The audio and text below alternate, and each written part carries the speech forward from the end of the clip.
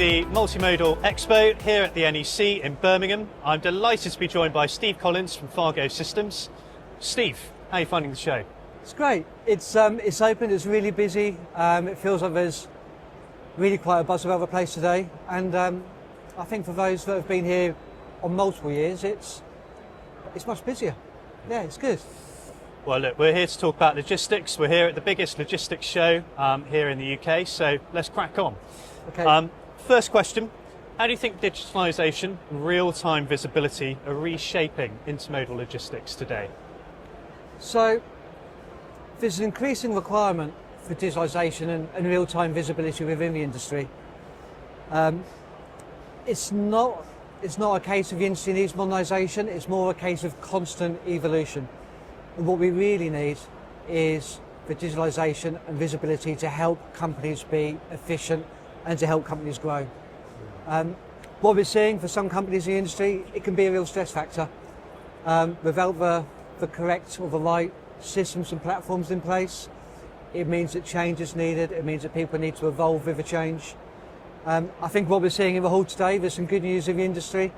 With the correct partners, with the correct software systems, the partnerships can take that pain away for some companies. It can help the industry move forward. It can provide efficiency, ease the pain of change, and of course, and help with the transition. And on that point, what do you see as being the biggest challenges or perhaps opportunities facing logistics companies, both here at home in the UK and across Europe? There's well-publicised problems that are facing the deep sea lines with the movement of cargo from east to west. It's affecting vessel schedules, it's affecting reliability, and it's making planning and efficiency really, really hard to achieve. On top of this, the recent shift in global trade arrangements is causing uncertainty in the industry.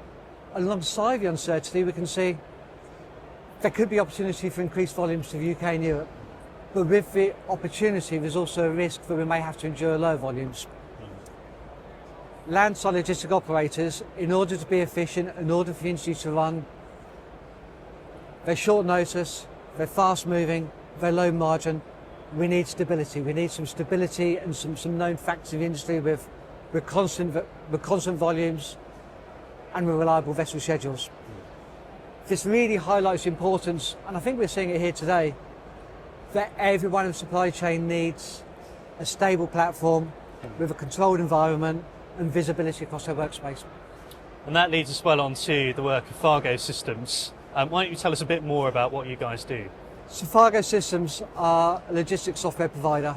We specialise in inland intermodal solutions across the whole supply chain.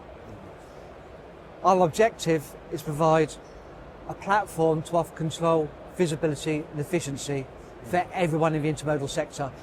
We work with retailers and wholesalers, with shipping lines, with freight forwarders, with road operators and with rail providers. And we really integrate the whole industry from the very top to the very bottom.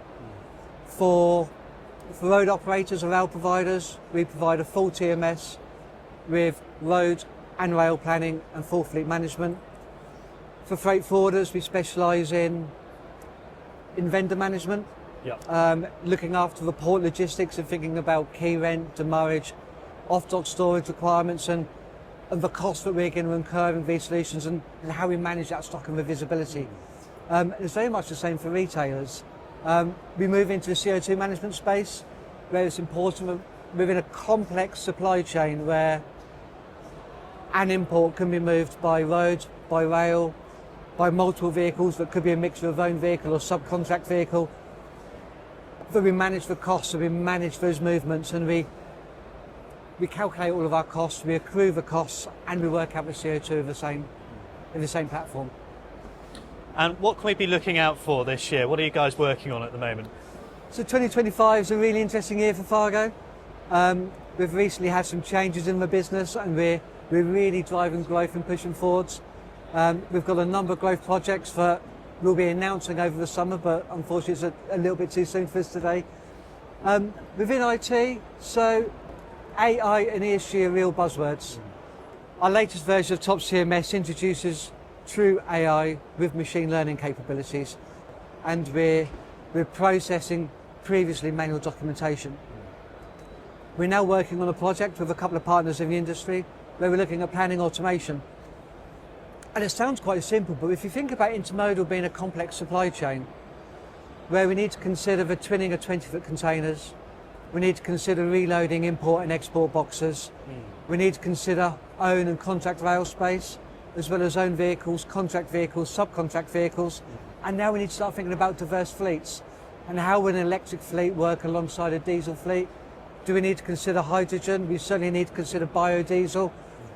And how do these characteristics work for us to start considering automated planning and how that can really help the industry become more efficient? For us, AI is about empowering humans to achieve more than was previously possible. We're not automating without control, and we're not putting our customers or performance at risk. This will very much lead into ESG and the calculation of CO2 in a complex supply chain with multiple transport methods for everyone in the supply chain. Typically, it's the road hauliers and the rail operators that maybe have the data, but it's the retailers and wholesalers at the top of the chain that are going to need to consume the data. Well, it certainly sounds like you've got your hands full. Steve, thank you very much. It's been a pleasure. Thank you, Jordan.